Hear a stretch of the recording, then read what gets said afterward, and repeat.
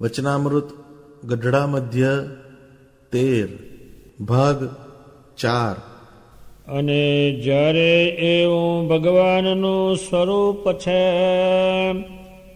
તેને દ્રઢ કરીને સમરશો, ત્યારે તમને કોઈ પ્રકારનો વિઘ્ન કલ્યાણના માર્ગને વિશે નહીં થાય. ને એ ભગવાનના સ્વરૂપની દ્રઢતા વિના તો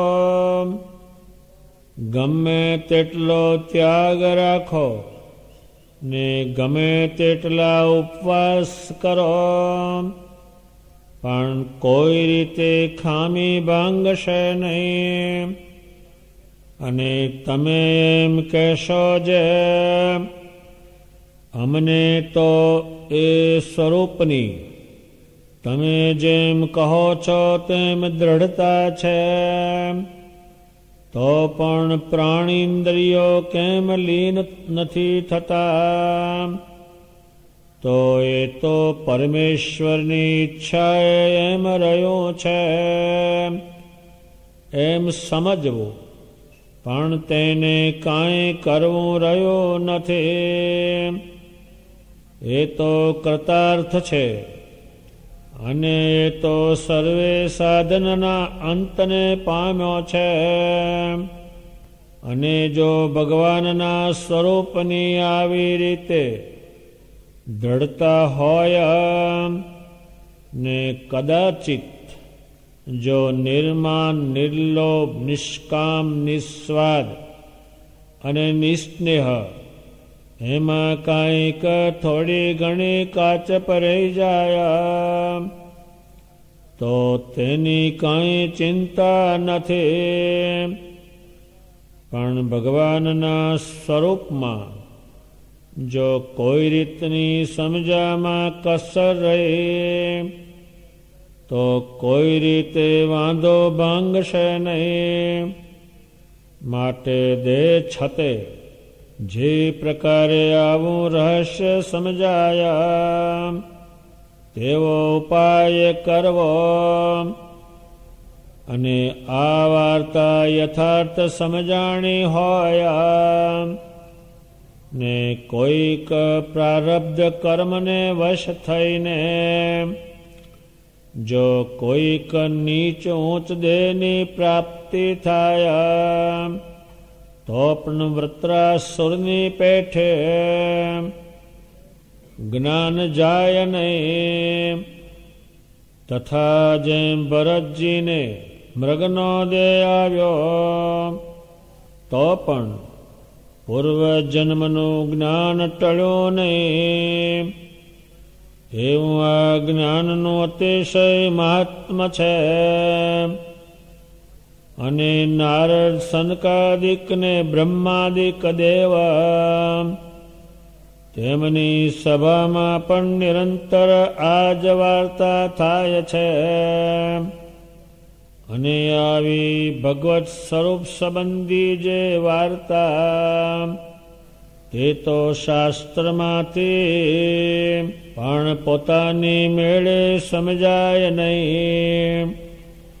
અને સદગ્રંથોમાં આવી વાર્તા તો હોય, પણ જ્યારે સત્પુરુષ પ્રગટ થાય છે ત્યારે તેમના મુખ થકી જ વાત સમજવામાં આવે છે. પણ પોતાના બુદ્ધિ બળે કરીને સદગ્રંથોમાંથી પણ સમજાતી નથી.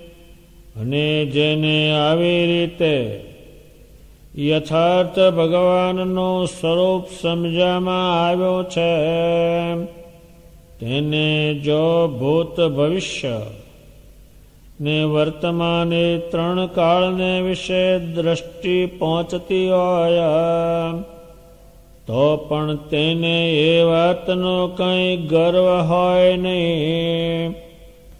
અને કોઈને વર કે શાપ દે નહીં. અને કોઈ ઠેકાણે નિર્ભય રહે ને કોઈ ઠેકાણે બીવે પણ ખરા. પણ તેણે કરીને પોતે કાંઈ હર્ષ શોક મનમાં લાવે નહીં. અને જેને ભગવાનનો આ કયો એવી રીતે દ્રઢ આશ્રય હોય તે જાણીને તો ભૂંડું કર્મ કરે જ નહીં. પણ કદાચિત ભૂંડા દેશકાળાદિકને યોગે કરીને જો કાંઈક અવળું કર્મ થઈ જાય તો પણ તે દ્રઢ આશ્રયવાળો કલ્યાણના માર્ગ થકે પડી જાય નહીં. માટે એ જે ભગવાનનો દ્રઢ આશ્રય છે એવો નિર્વિઘ્ન માર્ગ કોઈ નથી. સ્વામિનારાયણ ભગવાનને પોતાનું સ્વરૂપ બહુ રીતે એમણે સમજાયું અને પછી પોતે કહે છે કે આ પ્રમાણે મારા સ્વરૂપને તમે સમજશો તો તમારા કલ્યાણમાં કોઈ પણ વિઘ્ન નહીં થાય. વિઘ્ન સાથે નહીં થાય તો કે પુરુષોત્તમ નારાયણ છે એ આ પૃથ્વી પર કલ્યાણ કરવા પધાર્યા છે, એટલે મારા સ્વરૂપમાં તમે દ્રઢતા કરશો એટલે તમને કલ્યાણમાં કોઈ વિઘ્ન નહીં. એ વિઘ્ન કહેવાય છે. કલ્યાણમાં જે વિઘ્નો થયા છે અમે પરમેશ્વર નથી એટલે બહુ થયેલા છે. આમ ધારીને બેઠા હોય પણ એ મેળ પડે નહીં અમે પરમેશ્વર નહીં. એટલે ભગવાન સ્વામિનારાયણ કહે છે મારા સ્વરૂપમાં તમારી દ્રઢતા નહીં હોય અને તમે ગમે એટલો ત્યાગ રાખશો, શરીરનો તમે ત્યાગ રાખશો, તમામ માયિક પદાર્થનો તમે ત્યાગ રાખશો, પણ એ ત્યાગ કરશે શું? એ ત્યાગ જે છે એટલા માટે કરવાનો ભગવાન સ્વામિનારાયણના સ્વરૂપનો સંબંધ કરવા ત્યાગ કરવાનો, તો એ ત્યાગ છે. જેમ કોઈ સ્ત્રી ઘરનો ત્યાગ કરીને રખડતી ફરે તો એ ત્યાગની શું કિંમત છે? પણ જ્યારે કોઈ પુરુષમાં જોડાય પછી એ ત્યાગ કરે તો શ્રેષ્ઠ યોગમાં જતી રહે છે. એમ લુખા ત્યાગ પણ ભગવાને જોયા છે ને એવા બહુ એને મળેલા છે પણ કંઈ થયું નથી. અને એવા ત્યાગને કરનારા જે છે એ આપણા નંદ સંતો એવા તીર્થોમાં ગયેલા છે, નરદમ ભૂત પ્રેત થયેલા છે. ત્યાગનું પરિણામ એ છે કે ભગવાનના સ્વરૂપમાં ચોટે એ ત્યાગનું પરિણામ છે. અત્યારે કોઈ દેશનો ત્યાગ કરે, કુટુંબ પરિવારનો ત્યાગ કરે, પરદેશમાં જાય અને જો કંઈ પેદા ન કરે અને ત્યાં બેસી રહે તે ત્યાગનો કશો અર્થ નથી. અને એવા ત્યાગને નંદ સંતોએ પણ બહુ જોયેલો છે અને નક્કામાં નીકળેલા છે. ભગવાન સ્વામિનારાયણ કહે છે ઉપવાસ ગમે એટલા કરો કે આમાં ખાવ નહીં પણ તો એ તેથી શું થવાનું છે? એ પણ ભગવાને જોયેલું છે. નરા ઉપવાસ કરે પણ એ શરીર ઉલટું કષ્ટમય બને છે.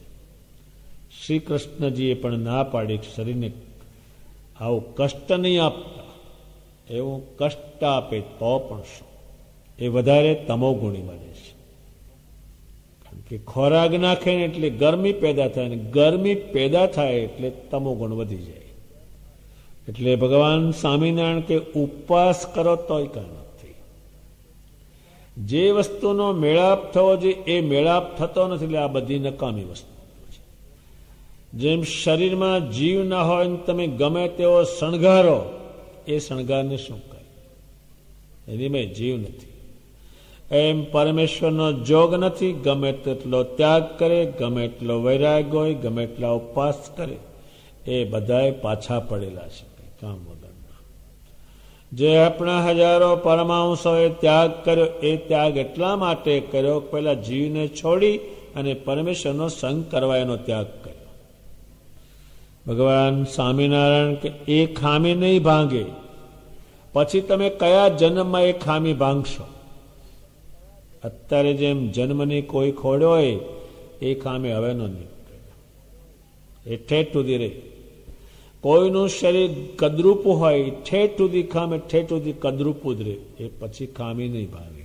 કારણ કે પછી પરમેશ્વરનો મેળાપ થવાનો નથી. એ મેળાપને અતિ દુર્લભ સંતોએ વર્ણ્યો છે. આમનો મેળાપ ક્યાંથી? 100 માથા જતા જો આનો મેળાપ થાય તો સોંગો થયો છે.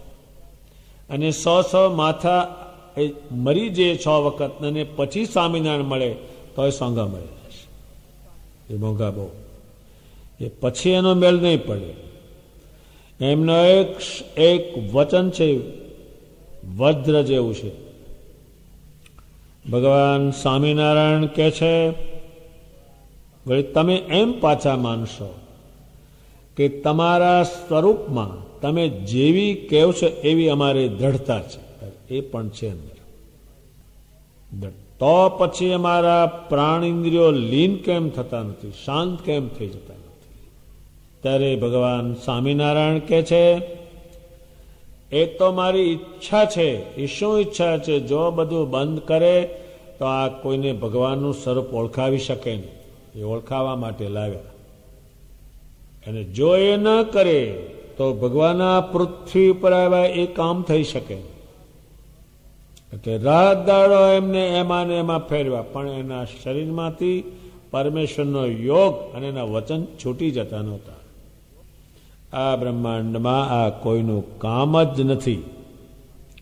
ભગવાન સ્વામિનારાયણ કહે છે, એ મારી ઈચ્છાથી એમ રહ્યું છે. એ બંધ ઇન્દ્રિયો આ ગામડે ગયા, રાંધ્યું, મળ્યા, જોયું, ભજન કરાયું, એ ભગવાનની ઈચ્છા હતી. અને જો ભગવાનની ઈચ્છા ના હોય તો એને 6 મહિના સુધી માણસના જે આત્માઓ છે ઉઠાવી ગયા, દેહ પડ્યા રહે, એ કરી દે. પણ એ કરવા આવ્યા નથી, આ કામ કરાવવા આવ્યા છે. ભગવાન ગઢપુરમાં મંદિર બાંધતા હતા, બધા કામે લાગી ગયા હતા. જો આવ્યું. હવે એક સંત હતા, ભગવાનની પાછું બતાવેલું, તે માળા ફેરવતા હતા. ભગવાન પોતે પથ્થર લેવા જતા હતા, સંતો લેવા, પણ આ માળાનું કંઈ ભગવાનને કહેલું ને બિચારા ફેરવતા હતા. ભગવાન કહે છે, મહાપુરુષ લાકડા શું ખેંચો? પથ્થર ઉપાડો. એ એમ કરવું, એ ભગવાનની ઈચ્છાથી રહી. દાદા ખાચરનું કુટુંબ 24 કલાક ઊંઘતું નહીં હોય તો એ કામ ચાલતું હોય, પણ એને એ પાસે જ કરાવવું છે. એ મારી ઈચ્છાથી એમ રહ્યું છે. સ્વામિનારાયણ ભગવાન કહે છે, પણ તમારે કંઈ કરવું રહ્યું નથી. શું કરવું નથી? એને ભગવાનના સ્વરૂપનો નિશ્ચય છે અને પેલી પ્રવૃત્તિ કરે છે. પણ ભગવાન સ્વામિનારાયણની નજર બધા એના ઉપર છે. ભગવાન સ્વામિનારાયણ જ્યાં જ્યાં સંતો દેશો દેશમાં વિચરણ કરવા જાય, એની પાછળ પાછળ ફરે. સંત ઊંઘે ત્યાર પછી ઊંઘી જાય. એટલા રૂપો એને ધારણ કરેલા, પાણી પાછળ આ જ કામ કરાવવું. મુક્તાનંદ સ્વામીને ક્ષયરોગ પર લખાવવું હતું, દેહના અંત સુધી લખાયું. ભગવાન સ્વામિનારાયણ કહે છે, એને કંઈ સમજવાનું રહ્યું નથી. શું સમજવાનું રહ્યું નથી? હવે આનાથી બીજું સમજવાનું કંઈ છે નહીં. આપણે કહી દે ગળ્યું ગળ્યું તે મધ જેવું, હવે ત્યાં આગળ નહીં. જે ભગવાનના સ્વરૂપને સમજવાનું હતું એ તમે સમજી લીધું છે, એટલે હવે તમારે કંઈ પણ સમજવાનું રહ્યું નથી. અને નંદ સંતોએ પછીથી એ શબ્દો વાપર્યા છે. ભગવાન સ્વામિનારાયણ કહે છે, સર્વે સાધનના અંતને પામ્યો છે. સર્વે સાધન, તપ, જપ, વ્રત, યજ્ઞ, દાન, પુણ્ય, જાત જાતના સાધનો છે ભગવાનને પામવાના, એ તમે પામી ગયેલા છો. એટલે હવે તમારે કંઈ કરવાનું નથી, સાધન કરવાનું નથી. હવે હું કહું એટલું જ કરવાનું છે. નહીંતર એને સાધન બહુ કરે ભગવાનને પામવા માટે, અતિ સાધન કરે. તમારે હવે એકે સાધન કરવાનું નથી. જેટલા માણસ તીર્થયાત્રન કરે, કોઈ મંત્ર જાપ કરે, કોઈ સાધુ જમાડે, કોઈ વ્રત કરે, કોઈ જાત જાતનું કરે, એ એને ભગવાનનો મેળાપ થયો નથી, એટલે એ કર કરે છે, પણ તમારે તમારો મેળાપ થઈ ગયો છે. એટલે બધા સાધનનો અંત આવી જાય છે. હવે કોઈ સાધન કરવાનું રહ્યું નહીં. હવે તો હું કહું એ જ તમારે કરવાનું રહ્યું, એ ભગવાન સમજાવે છે. એ નન સંતોએ લગું સહેજે સહેજે સુખડા માણું રે. સહજમાં ભગવાન સ્વામિનારાયણ કે છે, અને મારા સ્વરૂપની દ્રઢતા જે છે એ હોય, અને એને કદાચિત કહે છે. હવે એમને આ એક બ્રહ્માંડમાં 5 વસ્તુ લાવ્યા, ત્યારે ભગવાનનો જોગ થયો. એના વગરનો જોગ થયો નથી. એ શું લાવ્યા? બ્રહ્માંડ ઉપર 9 નિર્માન.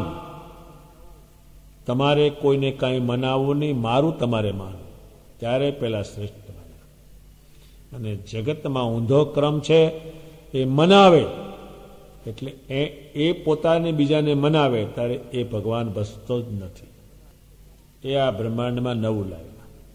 અહીં હતો નહીં. કોણ કહે છે? નિષ્કોળાનંદ. આ વર્તમાન આ બ્રહ્માંડમાં હતા નહીં. બધાએ મનાવવાનું કરે, માનવાનું નહીં. ભગવાન સ્વામિનારાયણે પોતાના સ્વરૂપને જે રીતે મનાવ્યું, જે રીતે વર્તવાનું બતાવ્યું, એ એમણે બધાએ માન્યું. એને નિર્માણની વ્રત કહેવાય છે. એ આ બ્રહ્માંડમાં નહીં. કોઈનું કોઈ માનવા તૈયાર નહીં. એ વર્તમાને લાવ્યા. સ્વામિનારાયણ ભગવાન કે અત્યારે દિવસને એમ કે રાત છે, તો બધાએ કે શું છે? રાત છે. એ જે કે આ બ્રહ્માંડમાં એક કોઈ પાળી શકે એમ નથી, અને આ કામ કોઈ કરી શકે એમ નથી. એ એને લાવ્યા. એ નિષ્કુળાનંદ સ્વામીએ લખ્યો છે નિર્માની વર્તમાન, કે આ બ્રહ્માંડમાં એ શબ્દો નહીં. માને કોઈ ન માને, એક સામાન્ય માણસ ન માને, મરવા જાય પણ માનવાનું નહીં. એવો એક અવળો ગુણ છે મોટો. એ માન એવો માણસ થવાના નથી, અને કોઈ એટલું માનવાનું નથી. શ્રી કૃષ્ણ ભગવાન જેવા સમજાવનાર હતા, તો પણ માન્યું નહીં કોઈએ. માનવાનું મનાવાનું આવે એટલે વાંધો આવે. એ સુધી મારે મનાવ્યું. કેવા પાસે મનાવ્યું? કે બ્રહ્માનંદ સ્વામી એ બધાને મુઠ્ઠીઓમાં પાણી ભરાવતા હતા, રાજા મહારાજાઓને. એને આવવા માંડ્યું.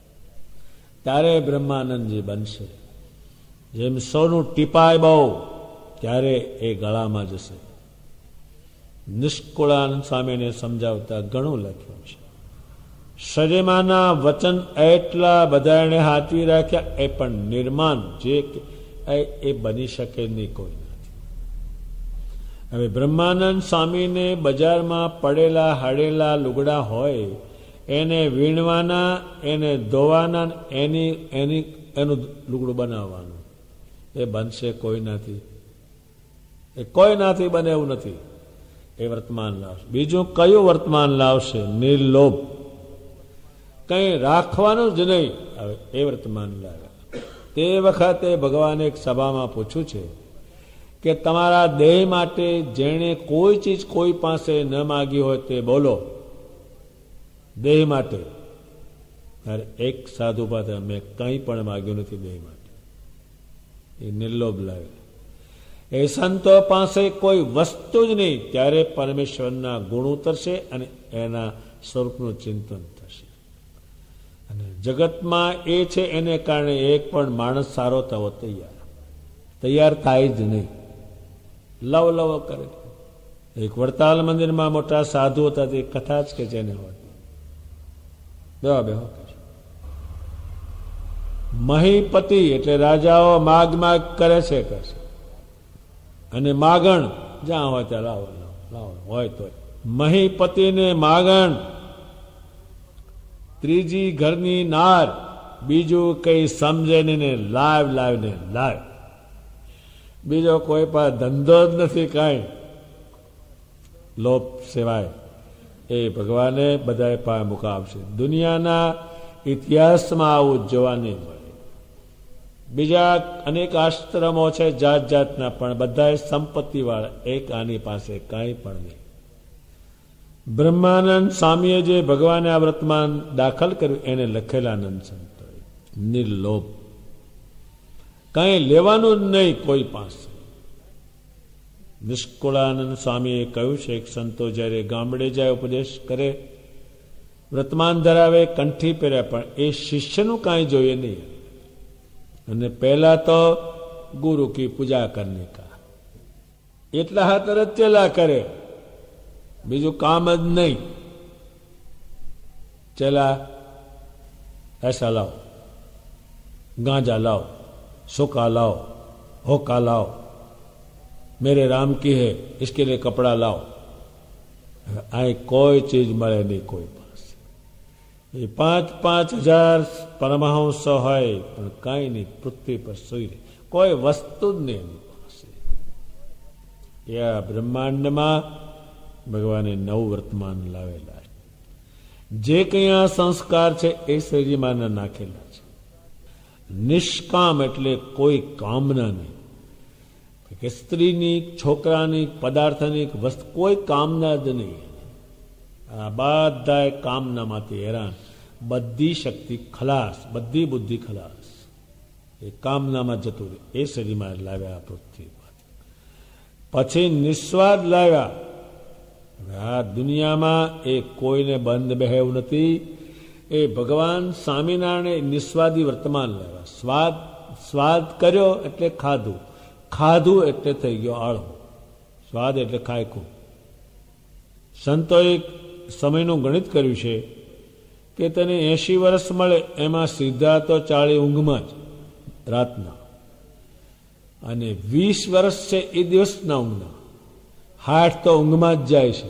હવે આ રહ્યા 20, એમાં ઝીણકું થયું, રમ્યું, આમ કર્યું તેમ કર્યું, 80 પૂરા થઈ ગયા. સંતોએ એનું ગણિત કર્યું છે. નિસ્વાર્થ. આ બધા દુઃખી થાય, હેરાન થાય, રાત દાડો આંટા મારે, એ આના હાથર જ. તમે ગમે એટલા પૈસા ભેગા, પણ લગ્નને એક દાડામાં બધા ખલાસ.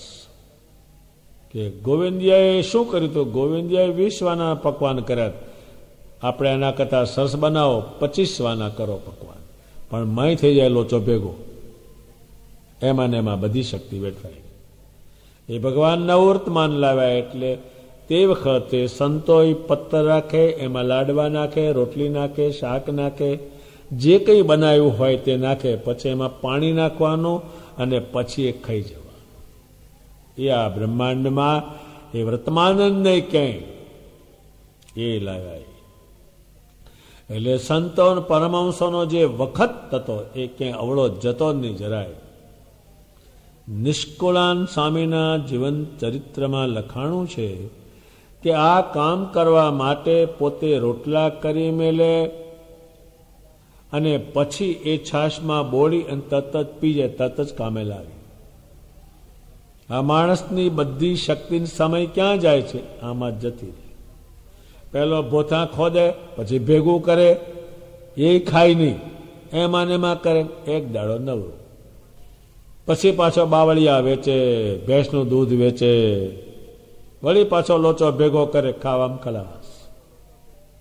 અને દોડાદોડ જે કરે, ખાવા હાથર, બીજું કઈ કામ નહીં.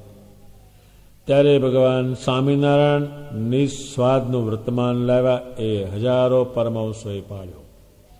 બીજું લાવ્યા નિસ્નેહનું વર્તમાન. ક્યાંય હેતન નહીં રાખવા, દેહમાં હેત નહીં રાખવાનું, રહેવાનું નથી. તો આમાં નહીં, એ ભગવાન સમજાવે છે. એ વર્તમાન લાવ્યા. કસાયમાં સ્નેહ નહીં.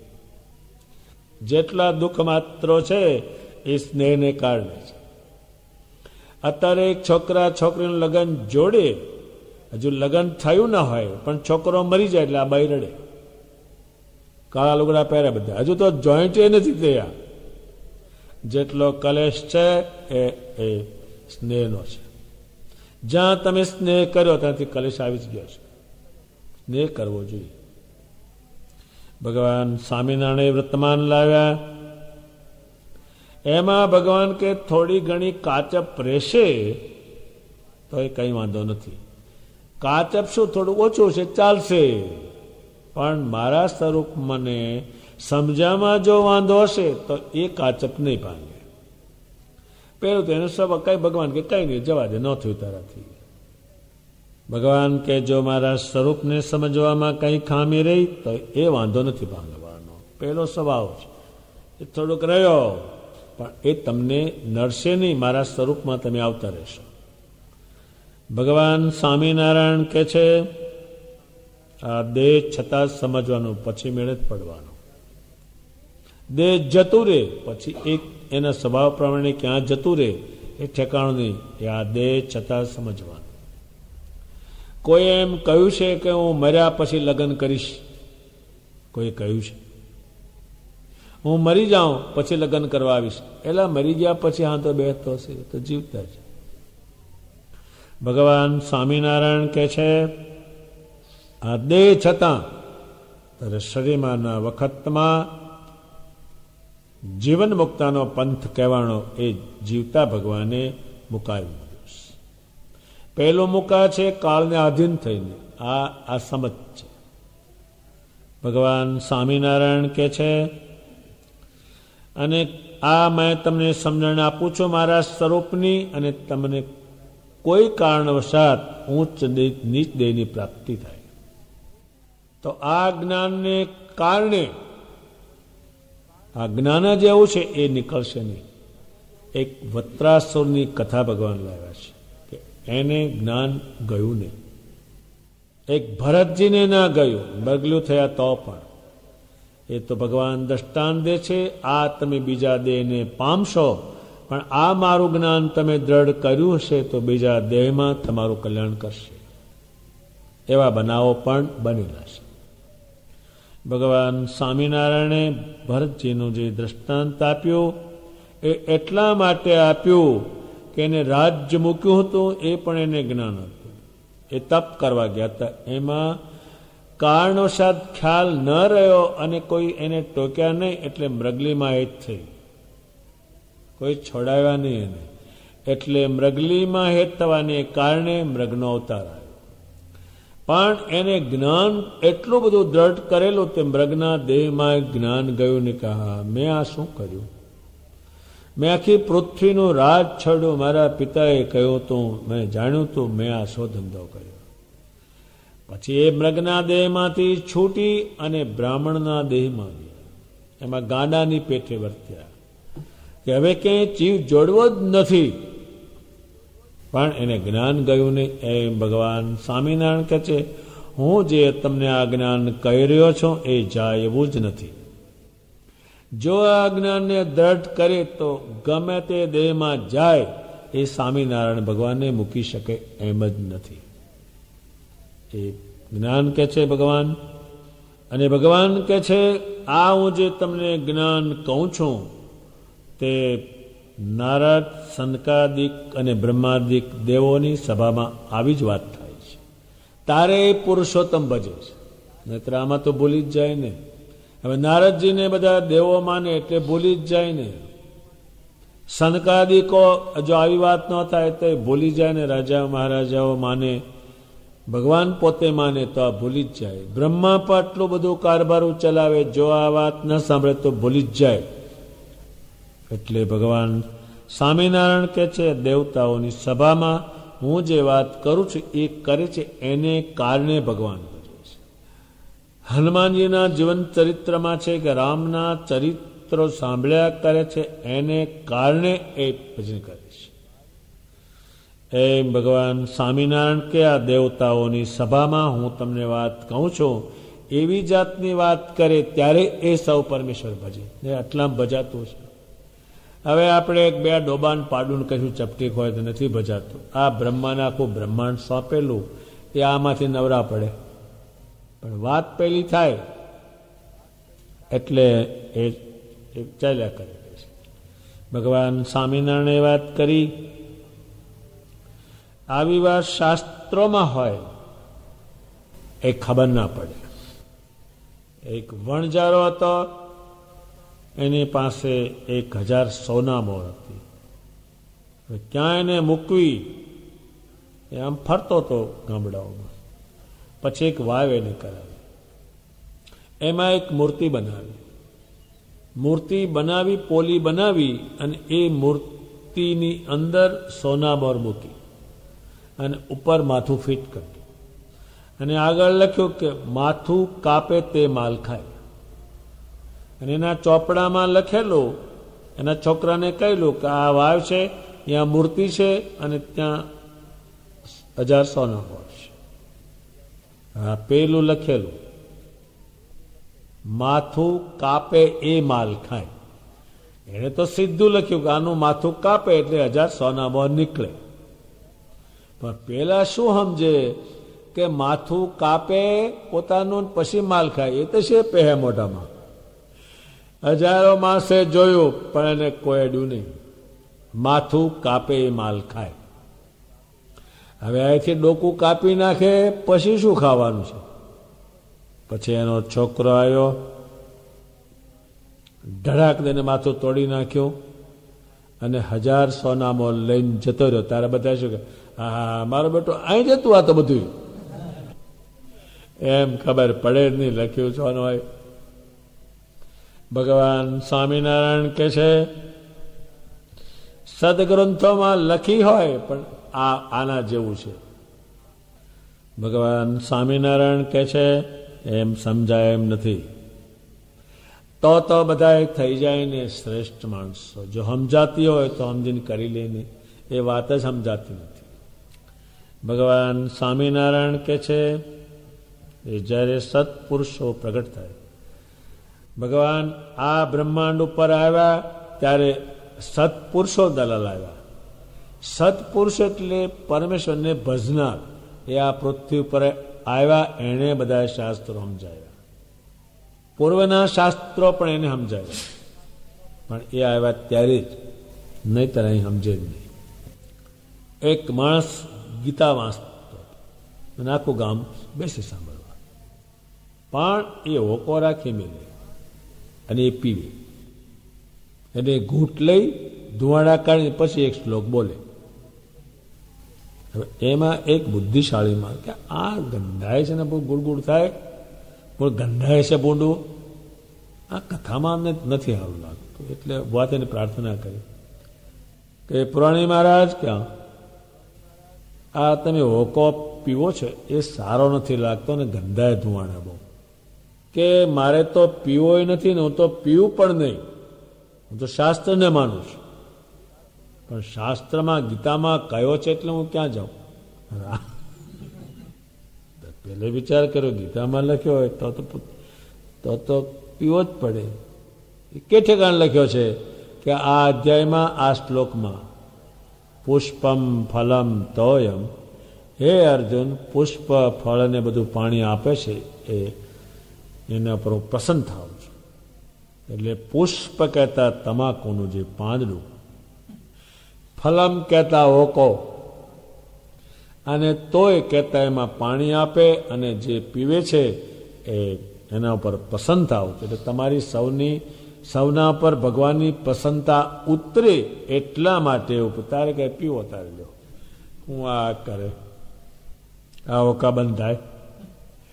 એમના હૃદયમાં સત્પુરુષ હતા, એ જાણે ભગવાન. એટલે એમણે અનંત કોટી સત્પુરુષા પૃથ્વી પર ઉતાર્યા. એણે શાસ્ત્રો બધા વાંચી નાખ્યા.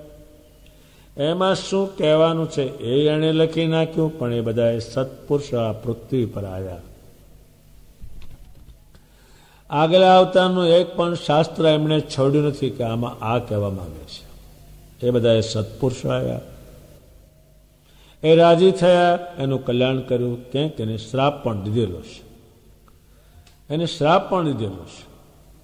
એક સાધુ એક સત્પુરુષે કહ્યું હતું, એક વાત એને કહ્યું આ ઠેકાણે તું કહીશ નહીં આ, તો એને કીધી. તો એને કહ્યું કે આ થળીમાં વાળ ઉગે તો તને પ્રજા થઈ જા. ગોપાળાનંદ સ્વામીએ એક માણસને ઉમરેઠમાં કહ્યું કે આ મંદિર કરું છો એ પુરુષોત્તમ નારાયણનું કરું છું, તું પગથિયા તોડી નાખવાનું કહેશો. તો એ માણસને શ્રાપ દીધો કે તારો વંશ પણ નાશ પામ, તારી દીકરીએ પણ દીવો નહીં રહે, તારી દીકરીને પણ પ્રજા નહીં થાય, એટલે નાશ પામ. અને ક્યાંક કહ્યું છે કે જા તને આમ થાવ, જા આમ થાવ, એ બધું થયેલું છે. ભગવાન સ્વામિનારાયણ